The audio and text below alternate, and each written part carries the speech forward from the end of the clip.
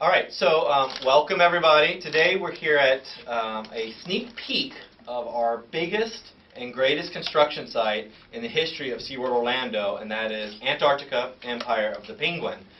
Today we're standing inside of what is called the Creative Model Room, and so in front of you is actually our working contract model for the project, which is part of the process that we go through to ensure the accuracy and the scale and the detail of all the ice work that we wanted to have inside and outside in this attraction was produced exactly how we wanted to be produced out in the construction site. Behind me are also reference images that are used. These reference images only represent about 1/2 of the exterior space of the realm itself, and then we have a whole other wall and then a whole other book that represents for the interior spaces. So we're currently in construction still on the project. Construction is moving at a very rapid pace, and today we're going to be able to give you a sneak peek of that construction site. So I tell you this with love and joy. This is a working construction site. They've done their best to kind of make it quiet for you guys today, but everything is in process. You will see no finished work today. You will see nothing that is complete, and make sure you look down while you're walking around taking photos, because there is hoses and it is a functioning job site, and you'll be able to see some folks, I think, today actually carving some of the ice work out in the site, okay? And so you're welcome to take photos of those guys as well. So Antarctica Empire of the Penguin is our largest expansion in our history. It is a new world inside of SeaWorld, and you guys have the benefit right now of looking down as if you were in a hot air balloon. If a penguin could fly, this is what it would look like of the actual realm itself. For those that remember the previous penguin encounter and penguin plaza here at SeaWorld Orlando, it was in the same exact spot that we're at today. But we've re-envisioned it and put it together now as the new epic Antarctica Empire of the Penguin. The biggest difference you'll notice is that we no longer have multiple ways to move in and out of this realm. We specifically scripted and wrote the experience so that the guests would enter through the realm and exit through the realm, or vice versa. They can go freely how they want to go through 2 portals, ice portals into the realm. The larger ice portal, which is the largest piece of rockwork on our job site, is located at the sea lion and otter side of the project. Over there, the smaller pieces, that's Journey to Atlantis, and there's reasons why these things are scaled differently, but you can talk about that offline if you guys want to. The center of the plaza, right there, is the South Pole, that little fancy stick with a pearl on it. So that is the South Pole, which we will actually have here in the project, a scale replica of the real one down there on the South Pole. And then, most importantly, is the iconic mommy penguin and juvenile penguin rock, which is the entrance to the attraction. So that's these 2 structures right here. If you're on the wrong side, it won't make sense, but if you're on the right side, it will make sense. And you'll be able to see this out on the job site today. Again, nothing's finished, but you can kind of get the drift of what we're doing out there. This actually represents the entrance to one of the various things you can do inside the realm, which does include the ride experience, the habitat experience, and the pre-ride experience is all under the black. Well, not all of it. A small portion of it's under black. So that's kind of how the area breaks off. On the other side is, and this is all about nature and the environmental extremes and the realness of Antarctica. On this side, interesting enough, there's some folks that do science in Antarctica. No humans live in Antarctica full time because Antarctica is managed by a treaty, of which we're all parts of that treaty. If we're all from North America, we're part of that treaty. So we're all actually Antarcticans ourselves. Our country and many other countries throughout the planet are part of the treaty that protects Antarctica. But scientists are allowed to visit Antarctica and stay there for extended periods of time to do real science. And they're studying many different things down there. And so we wanted to talk about that science as well, and how humans survive and live, modern humans survive and live in these extreme environments. So over here we're talking about penguins, and over here we're talking about humans, and in between is where we all kind of get to meet. So over here we have a new, this is the culinary team's new culinary experience inside, with exterior and some interior dining, which is not modeled on the model. The home plate building, which we refer to as home plate, is the new gift shop for Antarctica, which has some new unique attributes inside of it. This is a new programming profile for a new culinary experience that we don't have currently in our park, and how that operates. And then there's a few other things inside this world that we're not talking about today, but some other experiences guests will get to have inside that we'll be sharing with you guys a little later. So that's the realm. Behind you is the penguin habitat. So that is half of the penguin habitat, that model back there, and I'll go stand in this corner and we'll talk about that, okay? Inside of Antarctica Empire of the penguin. The thing you should probably be paying attention to is the little brown army man and the little black penguins right there. So these are the discussions and the connectivity and the proximity that our guests will have with the animals themselves. There is how you get in and out of this exhibit. We're not going to share with you today, but this is really a good representation of what you can expect to see inside the space itself. That is real snow, there is ice in there, there's rockwork in there, all the things that you would sort of expect to see. There's water in there, of course, as well. New and brand new, what will seem very different from, this is very different from the previous exhibit that was here, but very new is our new underwater dive gallery. And so this is penguin underwater viewing. When you come around, you can take some photos of it, but it is a 16-foot deep piece of glass in about 20 feet-ish of water, and that allows our penguins to move vertically up and down in the water column, because penguins, when they walk on land, they're a little clumsy and they're not really made for land walking where that's purposeful. It's because their predators don't live on land. Some of the birds can eat the chicks, of course, but the adult penguins, they don't really have any predators on land, so they don't need to move fast. But when they go underwater, they fly like superheroes. And so we wanted to show that to the guests. So we built this new underwater viewing gallery here, which is the dive window, which allows those penguins to move vertically up and down, diving out, porpoising out, and doing all those great athletic maneuvers that they're known for, and letting our guests stand at the bottom of that and looking up through at them. So this is going to be a really amazing space as well in the attraction. Species. I'm off script here. I'm not on the script. So species, we have 4 species of penguins, which were represented here in the previous penguin encounter: Adelie, Rockhopper, King, and most importantly, the Gentoo penguin. And I say most importantly because the Gentoo penguin is the penguin species that are main IP characters, that will be the host of the attraction itself, that our guests will get to meet that family, Mom, Dad, and Puck, who you've seen the webisode for Puck. They will be along the ride experience with you, and that's where you see the world through Puck's eyes. And Puck has a very different way of experiencing Antarctica than maybe me and you or any other human can see it. So we'll be allowing our guests to have that experience alongside Puck and his family inside the ride experience as well. And Puck is a Gentoo penguin with some unique markings, the 3 dots located on the side of his little bonnet that he has. So they have these little bonnets, which are what we call the white straps on their head, which is a natural marking, but our unique character has 3 unique dots on his side there. So that's how you know it's him. All right? We can do questions. How'd you come up with the name? Puck? A whole bunch of lawyers and a whole bunch of brand, it took about 1.5 years to get the character named and legally approved, and that is because we intend to use the character in all forms of our businesses, in park and out of park. There will be a mobile experience related to Puck that will launch with the attraction, if not before. The walk-around character is already on tour through all the major markets in the Follow the Freeze tour. I don't know if you guys have been watching that going around all the markets. It will come to Miami. Am I right? Well, in Jacksonville. In Jacksonville, okay. Stops that are close. Yeah, so the best way to get that information is download the brand new free app, SeaWorld's Antarctica, and you can actually follow the tour there. It's the best way to find out when and where it's going to be. That's how I get my information, strangely enough. It works because I like to get my information from my phone. But that's the best way to go, and you can actually go and have it. You can actually meet some penguins. You can meet Puck, have your photo with Puck. You can do some virtual augmented reality with penguins, which is a lot of fun. So it's a great way to get information. So Puck was a long time coming, but I can proudly say that it was the name that my creative team picked 2.5 years ago. So score 1 for us, right?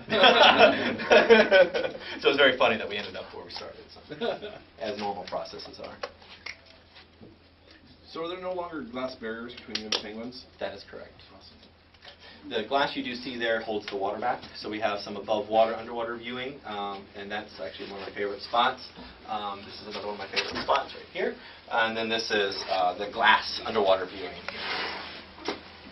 So the space I see with the blue iceberg, is that public? So that's platforms for viewing. This is guest space, yeah, and it's not all modeled here yet. This is guest space. Oh, so we're going to look into that portal right there. Yeah, when you come around, you can kind of get that cool a cool view. And you can see not only vertically, but you also see a really long, deep water. This water is all connected. And this is one of our other favorite areas. This is a porpoising hole. So seals make porpoising holes for hunting and escaping, et cetera, and and the leopard seals use them as well, but the penguins use them to get in and out of the ice. So we built one here, which allows us to, the penguins to move in and out, so they can actually dart out of this water and jump up on the ice, which would be very exciting. So they can move in and out of the water through a bunch of different opportunities for them, which is cool. So when you look down, you can see how long it is. So it's a long and tall underwater viewing, and this is a long and lengthy above water viewing space here. Part of this part of the attraction when you're in the vehicle? It does, yes. Yeah. Do secret things that are not here. Got it. Can you talk about the pictures? I assume they're reference or inspiration photos on the wall. Yeah, so the first thing that we do on any new attraction for any park that our company operates is we really figure out, of course, the story and the experience and where we want to take the guests. For us, Antarctica was easy. It was this great continent located on the bottom of our planet. So already you're saying cool things like "Welcome to the bottom of the world," and that's a hint of a sign that you'll see in the project. But the "Welcome to the bottom of the world," what a great opening statement for any story. You know, that's a great statement. So we used it in design. We used it. We put it in the project as well. So we knew we wanted to go there, and Antarctica has a lot of really interesting. We call them the issues. It's the coldest, the windiest, the driest, most extreme place on our planet. And very few humans have ever stepped foot there. And it's also full of amazing animals that manage to not only survive there, but they can thrive there. And that's really what we wanted to bring forward. But we as humans also have an impact on that environment. And so we'll be talking about that as well and what our guests can do to make a difference for those animals and that ice that is so far from where we stand today. So bridging that gap of thousands and thousands of miles and making that invisible is really what we're trying to accomplish. It's been widely promoted that Antarctica will feature the coldest attraction on Earth. Is that related to the penguins? Is that elsewhere in Empire of the Penguin? It's the coldest attraction at SeaWorld Orlando. We'll edit it that way, but but that relates to the environment that we wanted to Antarctica is beautiful. Can we say these words? Beautiful, wondrous, dangerous, and full of mystery, and it's also highly unpredictable. And so the unpredictability comes from the ride system. The extreme environments, the guests will go through all those in this ride experience and pre-ride experience as well. So we wanted to bring forth the big epic ice that you're going to see when you walk out, and then and just all those great extremes we wanted our guests to have the chance to go through that. None of us would really have the opportunity to go down there and do that ourselves because it is so far away and it's so extreme. And telling the story of how, in that extremity, these little amazing animals and their predators, of course, can survive and thrive in a harsh environment. It's a great story, an amazing story. Do you know what type of food you're going to be serving in Antarctica? We won't tell you, yes, we know, but we're not going to tell you the food items, but I will tell you this much. So Antarctica has a great story of scientists that but visit there and study there. So, and those folks are from all different countries, of course, continents, countries, etc. And each of them bring their own sensibilities to food. And so we have constructed a better word, a canteen or mess hall, if you will, of all those scientists and their chefs. Everyone has a chef in their group, right? Not officially, but there's always like some researcher that can actually do the cooking. And so they all get together, kind of like a firehouse in America. They all get together and have dinner, and so we're having dinner with them. And so you have a lot of opportunities for unique food items that are currently not found inside of SeaWorld Orlando. Yes? You're going to have a meet and greet with Puck? There is a meet and greet with Puck, the character, the walk-around character. He's currently on tour, so you can see photos of him, etc. And he has a couple places inside this realm itself where he'll be here for guests to kind of get their photos and do all the normal character meet and greets. Thanks, Susan. And an important element to all of your attractions at SeaWorld is, it's the entertainment, but it's also the educational, the conservation, all of that message. How much of that is going to be in the sort of scene-by-scene part of Empire of the Penguin versus walking through, sort of the two phases of the attraction? Yeah, every attraction can't be like Turtle Trek. We can't sing it at the end with a giant score and big special effects. So they all have different goals and means to those goals. The story here, first, how the story unfolds in Antarctica is first we want to establish the place. So you walk through here and through the realm itself and through the glacial rift, which is what we call the space that we're in. And that glacial rift is huge and it's epic, and it's kind of nice because you'll walk through the front here. As a guest, this is not my favorite entrance, but it's the one we have to use. But it's a smaller ice, so everything you see is kind of considered small. And by the time you get around, we reveal Penguin Rock and the other ice, which is actually taller. You'll really get a sense for how large all this is. And we wanted that gravity, that mass and scale to be represented to scale. So so Antarctica is amazing. This is amazing icescape I'm seeing. But Antarctica can also be dangerous and wondrous, and that's a lot about what the ride's about. And the ride is really seeing Antarctica not as humans see Antarctica, but as Puck sees Antarctica. So there's some really wondrous moments there where we make that transition into really an imaginative world of Puck and how he sees his world, because he's a very special little creature and character. And then we'll return back and end up, sort of in with the real colony of penguins there in Antarctica. So the story first is to establish the connection between our guests and the subject matter, the penguins and the space that we're at. As they're leaving, they will soon learn, and it actually happens in a bunch of different ways. I'm not going to get to all of those today, but they'll actually learn that it's not really, what the unique thing is that we're all Antarcticans. If you remember the name tags we were wearing at the APA preview, that tells you that I'm an Antarctican, because I am an Antarctican by nature of living in North America, and all the other countries that are part of the treaty that protects Antarctica. So that's why we should care first and foremost, because we already are, and we really want to position what guests can do to make a difference. And we'll actually not only tell them, we'll show them, and they will do it inside, not necessarily the ride, but the overall attraction, the realm itself. Do a couple different ways of getting that done.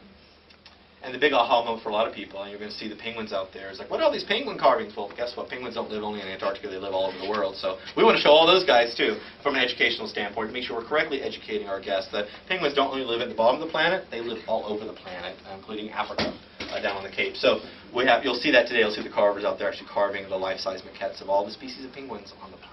I did actually have somebody comment on my website saying those penguins in the artwork are not from Antarctica. They're Antarctica. They're from Africa. And I thought the they were penguins in crazy. the artwork are Antarctican. They're all Antarctic. Those were Gen 2 and King, probably, in the key visuals, yeah. Mostly Gen 2s. Okay. Gen 2 is an important species for us just because it's our character species. So. The Kings are the big ones. So in the Turtle Trek attraction, we're seeing the animals, the turtles' habitat through their eyes at their level. This is going to be a similar experience. Yeah, we never, like, the Turtle Trek, you kind of are alongside and as Naya, the sea turtle. This one, we don't transform you. We don't start inside of an egg. It's a little bit more third-party, third-person point of view. So it's alongside of, and that has a lot to do with the colony and community. Sea turtles don't live in colonies and communities. They're kind of solo animals, if you will. Penguins are all about community and bonding, and that's how they live and survive in this harsh environment. So we didn't want to be a penguin. We wanted to travel along with all the penguins. So we are with the colony at proper scale, et cetera, but we're moving through with them and experiencing their environment as they would, and all that craziness, which sometimes is fun and sometimes is very, of course, dangerous. You can't have an attraction without something bad happening, right? Oh no, but that really was a Thanks, Susan. Good question. I've got a silly question. Penguins are live animals, and they tend to do what live animals do. And how are you addressing potential odor? So one of the, there's actually going to be this fantastic webisode with this really smart man on it called John Lynn, who is my co-director in our department, who is in charge of our engineering systems and project management teams that build these projects. And one of the first things that we did as a project team, when the creative team comes out of the little room, and we say, "Can we do this, Dad?" This kind of thing happens, and he goes, "No." Well, yes, we can. And so they figured it out. The smell wasn't one of the issues we had to deal with, which has been dealt with and removed. Not because the animals have changed behaviors, but because the engineering is a lot smarter than it used to be 20 years ago. The crux of this is a state-of-the-art building versus a 20-year-old building, so very different building systems. But we also were able to deal with the temperature discussions as well, which we're not talking about temperatures and what temperature is today, but that was a big part of it as well, figuring that out, and that's why the uniqueness of the attraction doesn't relate to a singular ride or a singular moment. It's all the layers of experience as realistic as possible, which is what's going to make it amazing.